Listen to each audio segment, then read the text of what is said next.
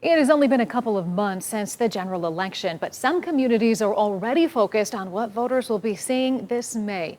Because for some school districts, that means finding new ways to win voter support. News 5's Catherine Ross is taking a look at the school funding measures that could appear in Lorain County. She explains how some districts are changing their approach.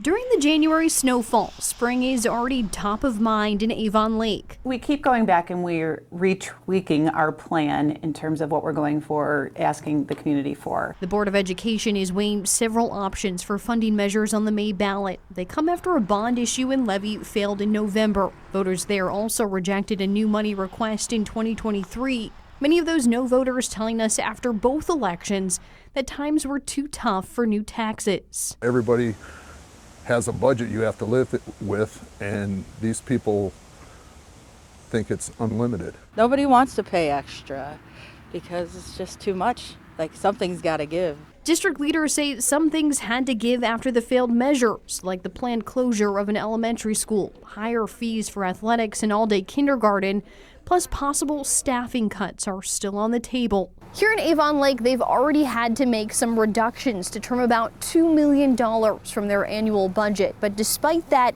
district leaders say they'll still need new funding in the future. We still have needs for all of our buildings in terms of repair and or building new. The district is weighing three options to present to voters: to build either a new middle school or two new elementary schools and repair other buildings, or ask for an $8 million operating levy. All are more modest proposals than November. We understand it was a big ask, but from our standpoint, the need still remains. Other districts are looking to fill their needs too. It's never ideal to ask for money. Elyria leaders told us recently a $6 million operating levy will be the first request for new money in 15 years. Likewise, Vermilion is seeking its first new bond issue in 20 years.